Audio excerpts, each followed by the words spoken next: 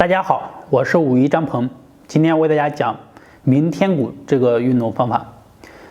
这个非常好的一个养生的方法，包括我们如果耳朵不舒服或者是耳鸣的、耳朵发懵的，都可以好好的练习练习。好，下面呢，我先为大家示范一下。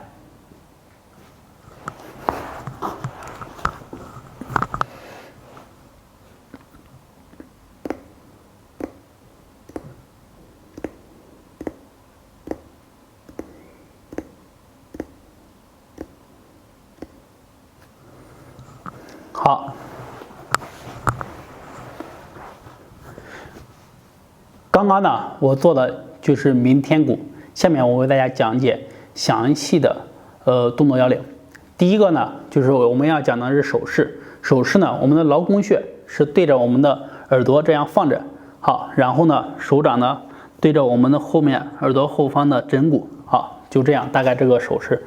另外怎么做呢？把我们的食指放在我们的中指上面，然后往下这样弹，弹的时候呢，你会听到像弹鼓一样咕隆咕隆或者咚咚的，这就是鸣天鼓，听名字和声音真的像敲鼓一样。好，我们在做的时候呢，还有一个动作要领就是舌尖抵上颚，不要张嘴说话。用鼻子吸气，鼻子呼气，舌尖一定要抵到上颚，抵到上颚会产生津液。最后呢，我们要把津液吞下去，吞到我们的体内就可以了。这样的话你做效果才会更好。好，我先给大家侧面演示一遍。如果手凉的话，一定要把手搓着啊。好，劳宫穴对着我们的耳朵，好，手掌放好，食指弹我们的中指，把食指压在中指上往下弹。好，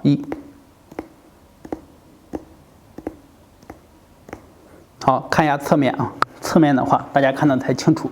好，手搓着以后对着劳宫放着，好，手横过来放在枕骨这里，好，把你的食指敲起来，好，压在你的中指上面往下，弹到我们的枕骨，好，这样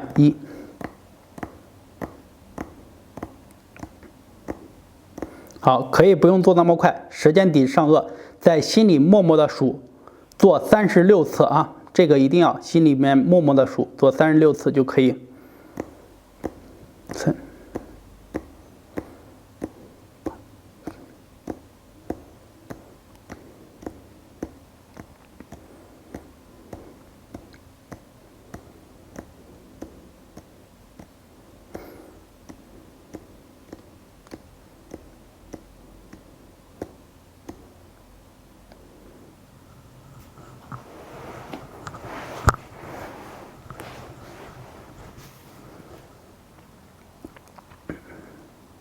好，刚刚呢，我做完36次，转过来的时候呢，可以看到我有一个吞咽的动作，也就是我嘴里面的津液，做完36次以后呢，我给它吞下去了。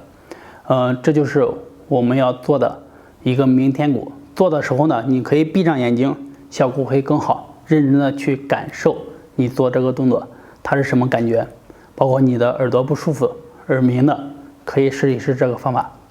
好，今天呢，我们就讲到这里。如果说你对养生运动还有什么疑问，可以在下方评论留言和我进行交流，谢谢。